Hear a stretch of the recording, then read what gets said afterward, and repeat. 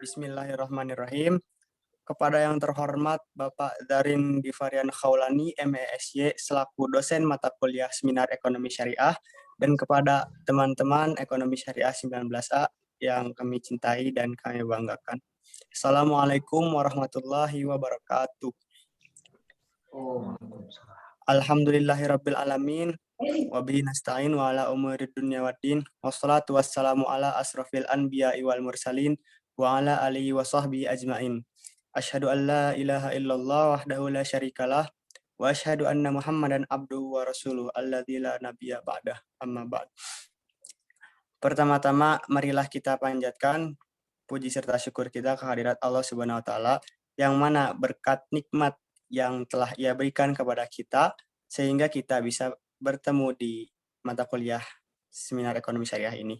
Tak lupa juga salawat serta salam semoga selalu tercurah limpahkan kepada Nabi besar Muhammad Sallallahu Alaihi Wasallam, kepada para keluarganya, para sahabatnya, dan insya Allah sampai kepada kita semua selaku umatnya.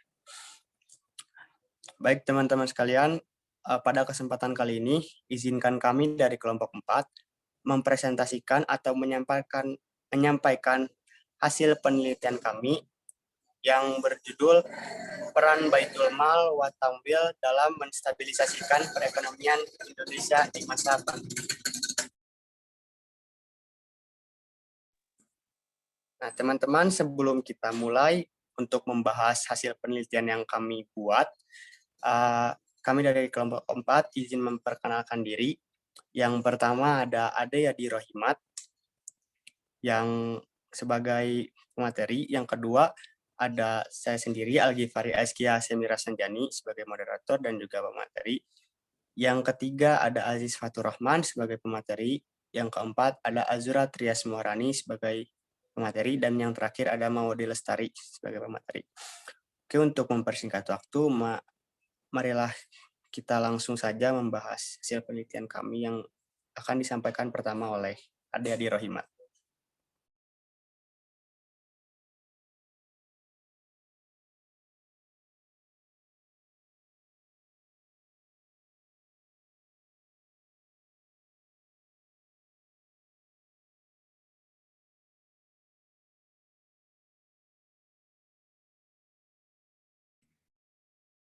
Bismillahirrahmanirrahim. Assalamualaikum warahmatullahi wabarakatuh.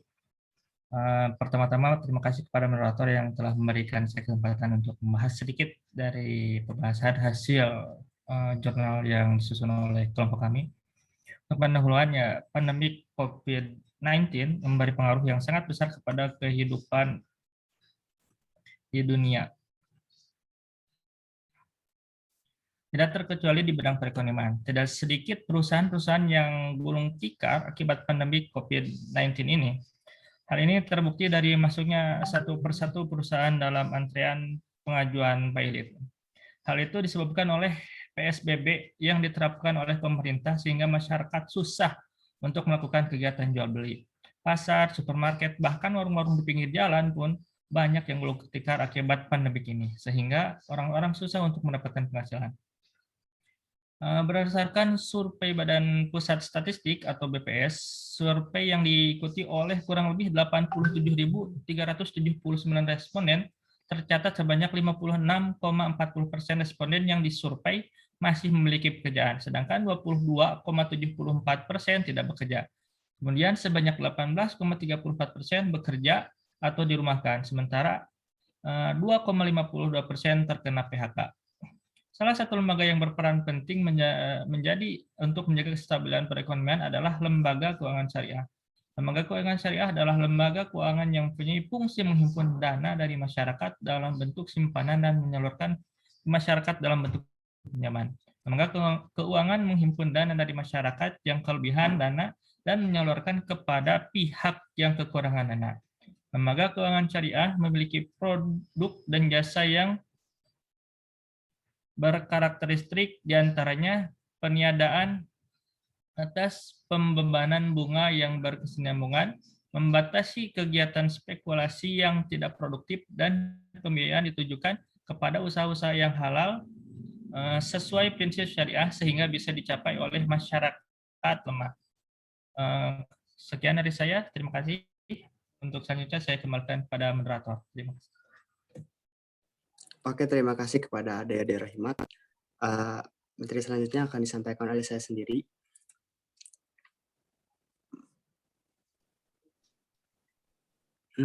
Salah satu dari sekian banyak lembaga keuangan yang mendasarkan seluruh aktivitasnya pada prinsip syariah bebas bunga adalah Baitul Mal wa Tamwil. BMT merupakan salah satu jenis lembaga keuangan bukan bank yang bergerak di skala mikro seperti koperasi, simpan pinjam. BMT memiliki dua jenis pengertian, yaitu Baitul Mal yang mempunyai arti rumah uang dan Baitul Tamwil yang mempunyai arti rumah pembiayaan. Baitul Mal lebih mengarah pada usaha-usaha dan penyaluran dana yang non-profit seperti zakat, infak, dan sedekah yang menjalankan sesuai amanahnya, karena di sana menjadi tempat penghimpunan dana zakat masyarakat dan disalurkan kepada pihak-pihak yang sesuai dengan yang dijelaskan oleh Al-Quran, yaitu fakir, miskin, amil, mu'alaf, gorim, riqob, ibnu sabil, dan fisabilillah. Kegiatan ini dapat membantu memenuhi kebutuhan masyarakat selama masa pandemi, karena banyak masyarakat yang kehilangan pekerjaan yang telah dijelaskan di atas. Selain itu, masih banyak peran dari BMT dalam menstabilkan perekonomian di Indonesia. Penelitian ini berdasarkan pada penelitian sebelumnya tentang peran BMT terhadap perekonomian Indonesia. Penelitian sebelumnya diantaranya adalah, selanjutnya materi selanjutnya akan disampaikan oleh Aziz Fatur Rahman. Kepada Aziz dipersilahkan. Ya, bismillahirrahmanirrahim. Saya akan melanjutkan apa yang telah disampaikan oleh Saudara Aski. Jadi di sini ada beberapa penelitian sebelumnya. Di antaranya yaitu penelitian yang dilakukan oleh Osterwalder dan Pigner pada tahun 2020. Model bisnis menggambarkan dasar pemikiran tentang bagaimana organisasi menciptakan, memberikan, dan menangkap nilai bisnis model Canvas untuk mampu memberikan respon yang cepat terhadap keinginan pelanggan dengan memberikan nilai-nilai terbaik yang ada dalam perusahaan. Saat ini perusahaan dituntut untuk melakukan perubahan yang cepat dan dramatis, termasuk BMT sebagai lembaga keuangan mikro syariah yang melayani para pengusaha mikro di masyarakat, tentunya ingin terus dapat memberikan pelayanan akses keuangan pada anggotanya, tetap produktif, dapat mempertahankan profitabilitas dan mengelola risiko dengan baik. Pada sisi lain, dalam identifikasi masalah di BMT secara internal dan eksternal, kata Asep Sudrajat, Ketua Pengurus BMT Mardotillah Sumedang, dalam Republika Online Selasa 10 Maret 2020, mengelola BMT tidak mudah sebab awal berdirinya manajemen BMT mandiri, dan yang sering terjadi persoalannya adalah kualitas sumber insani. Ilmu pengelola BMT akan menentukan keberlangsungannya. Butuh kekuatan mencatat pada 2020 ada sekitar 4.500 BMT yang beroperasi di Indonesia dengan aset mencapai 8 triliun. Di Jawa Barat sendiri jumlah BMT yang beroperasi mencapai 291 dengan aset 900 miliar. Meski dari sisi teknologi BMT sudah cukup kompetitif, modal dan legalitas membuat BMT berbeda dengan bank. Ketidakcocokan pembiayaan dengan dana kadang memicu persoalan likuiditas BMT. Sekian. Oke, baik. Terima kasih kepada Saudara Aziz. Baik, materi selanjutnya akan disampaikan oleh Saudari Azura Trias Muharani. Kepada Azura dipersilahkan. Terima kasih moderator. Bismillahirrahmanirrahim. Penelitian yang dilakukan oleh Sergius et al.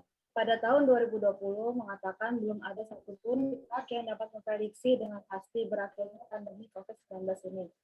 Memaksa manajemen BMT untuk sadar akan perlunya pengelolaan sustainability yang bertujuan untuk kerja sosial, lingkungan, dan ekonomi secara bersamaan. Sustainability adalah ketahanan jangka panjang suatu organisasi atau lembaga dalam menghadapi kesempatan dan tantangan perekonomian yang uncertain. Castells et al. Menyatakan bahwa sustainability merupakan sebuah tindakan yang harus diintegrasikan dan diprioritaskan dalam pengaturan lembaga.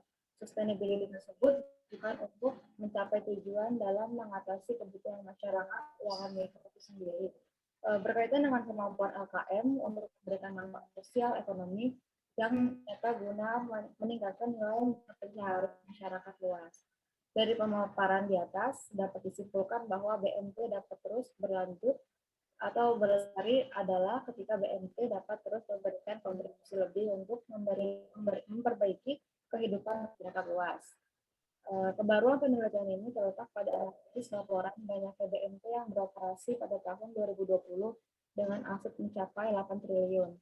Laporan tersebut dibandingkan dengan laporan BMT sebelumnya pada tahun 2006. Hanya terdapat 6 BMT yang tersebar di Indonesia. Momentum Idul Fitri atau Lebaran pada tahun pandemi ini dirasa berbeda bagi lembaga Baitul Mal wa Tamwil. Virus corona COVID-19 hadir dan menambah persoalan dalam tubuh BMT di Indonesia. Hal ini salah satunya cukup berpengaruh terhadap likuiditas BMT. Terima kasih, saya kembalikan ke moderator. Baik, terima kasih kepada Saudari Azura. Pemaparan materi selanjutnya akan disampaikan oleh Saudari Maudi Lestari. Kepada Maudi, dipersilahkan. Terima kasih kepada moderator. Selanjutnya, kondisi pandemi COVID-19 membuat permasalahan funding dan lending semakin besar. Sudah tidak ada lending, penarikannya juga lebih besar. Dengan demikian, kebutuhan BMT akan funding menjadi lebih besar, karena kebutuhan dana untuk ditariknya lebih besar pula. Pada umumnya, pola kondisi likuiditas di BMT pasca Lebaran berangsur pulih. Pembiayaan ke sektor mikro masih terus berjalan lancar. Hanya saja BMT dituntut menjadi lebih bijak lagi dalam mengatur pola pembiayaan. Memang tidak semua sektor usaha terdampak COVID-19, terdapat beberapa sektor usaha atau bisnis berjalan normal, seperti dunia telekomunikasi maupun sektor pertanian. Memang belum pulih 100%, tapi bisa berada di angka sekitar 60-70%. Hasil dari penelitian ini diharapkan dapat memberi manfaat bagi beberapa pihak seperti bagi penulis. Hasil penelitian diharapkan dapat menambahkan wawasan dan ilmu pengetahuan serta penulis. Yang kedua, bagi masyarakat, hasil penelitian diharapkan meminimalisir masyarakat dari praktik ekonomi non-syariah, peran aktif dalam bersosialisasi tentang peran sistem ekonomi Islam di tengah-tengah masyarakat yang tidak begitu paham tentang ekonomi Islam. Bagi nasabah, hasil penelitian diharapkan dapat menambah wawasan nasabah sehingga banyak nasabah baru yang bergabung di BMT. Ke moderator. Terima kasih. Baik, terima kasih Saudari Maudi. Oke teman-teman, demikian pemaparan yang kami buat. Mohon maaf bila masih banyak kekurangan karena kami juga masih belajar. Terima kasih atas perhatiannya. Assalamualaikum warahmatullahi wabarakatuh.